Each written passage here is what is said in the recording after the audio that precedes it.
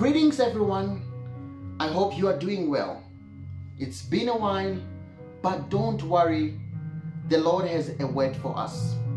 Even in this season, the word remains unbounded, the word remains unrestricted. I want to speak on a subject that says Jesus can. In the midst of difficulties that you may have faced in life, but Jesus can. Let us look at the story that is found in the book of John chapter 2, a wedding in Cana of Galilee. The Bible paints a very clear picture that people were still enjoying wedding, but unfortunately they ran out of wine, which was a huge embarrassment at that particular time.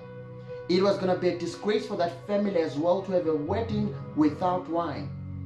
But Mary responded in wisdom quickly. She consulted Jesus. That's point number one. Consult Jesus. So Mary could have consulted a family member, no, a person that could have resolved that issue at that particular time.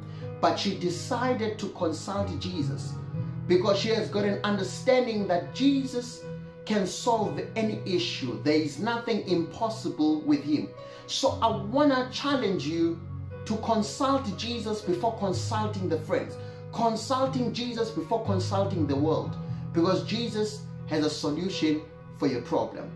Number two, Jesus instructed the guys after a little chat that he had with Mary, going back and forth. He responded positively and instructed them to fill the jars with water. The jars that were used for ceremonial cleansing, he said they must fill them with water. So number two, trust the process. The guys never asked Jesus many questions. They trusted the process. It didn't make sense to them, but they trusted the process. Because sometimes the words that he speaks might not make sense to us. Because sometimes they are not meant to be understood by our carnal mind, nor our intellectuality, but they are meant to be believed and received by our spirit. So even if they didn't understand, but as long as Jesus has spoken, they did exactly that.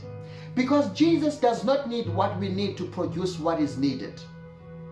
If you need dough to make bread, Jesus does not need that. If you need grapes to make wine, Jesus does not need that. If you need 3 interviews, 2 assessments, 1 test to get a job, Jesus does not need that. If you need funding to start a business, Jesus can make things happen. He does not need that. So trust the process.